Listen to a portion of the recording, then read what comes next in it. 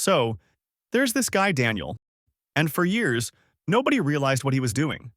Not his coworkers, not his family, not even the people who literally trusted him with their lives. Now, Daniel was a 36-year-old hospital janitor from Glasgow, Scotland. He wasn't a nurse or a doctor, just the guy who cleaned the rooms, took out the trash and mopped the floors. But behind that friendly smile and quiet attitude, there was something off. And the first clue came from room 9. One night in 2012, a nurse reported that her patient's oxygen mask had somehow been unplugged. She thought maybe she'd made a mistake, maybe she forgot to secure it. But then, it happened again. Another patient, same floor, same shift. Both times Daniel was the one cleaning up afterward. But here's the thing. Daniel wasn't a killer yet. At least, not in the way you'd think.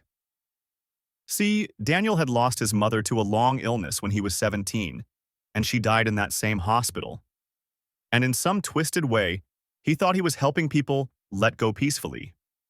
That's how he justified it to himself.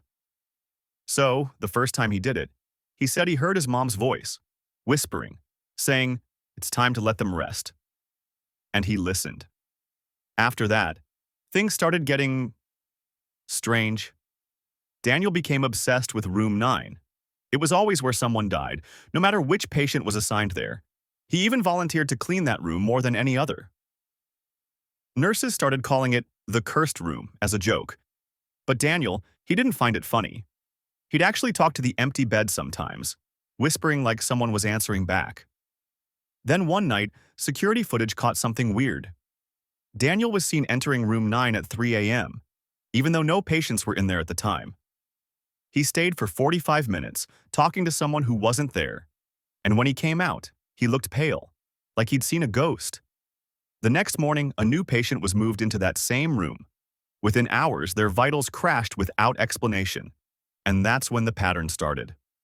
Between 2012 and 2016, 7 patients died in that hospital wing, all of them in room 9.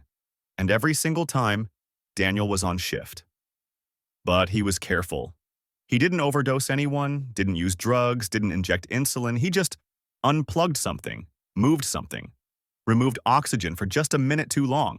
He called it setting them free. Now, you'd think someone would notice, right? But Daniel was good. He'd stay late, comfort families, even help nurses with small tasks. He became the nice janitor that everyone loved. Until one day, he slipped. It was 2016, a winter night. He was talking to a new nurse, this young woman named Chloe. He told her he believed some people wanted to die, even if they couldn't say it. She laughed nervously, thinking it was just dark humor. But then Daniel said something that froze her. He said, "The room tells me who's ready." Chloe didn't know what to say. But that night, she decided to test him. She swapped 2 patients' rooms without telling anyone, moved the woman in room 9 to room 7, and the man in room 7 to room 9. The next morning, the patient in room 9 was found dead. That's when Chloe went to the police. But when investigators checked, there was no physical evidence, no drugs, no fingerprints on any life support machines. Nothing. Just a man who mopped floors and smiled at everyone. So, they let him go. But Daniel didn't stop. After being quietly transferred to another hospital, the deaths started again. Same pattern, same mysterious failures in oxygen supply. Until one night, security caught him on camera standing in a dark room, whispering to an empty bed. When police finally searched his apartment, they found something chilling: a notebook. Inside were the names of every patient who had died under his care, each name written neatly, and next to them, a small note: freed.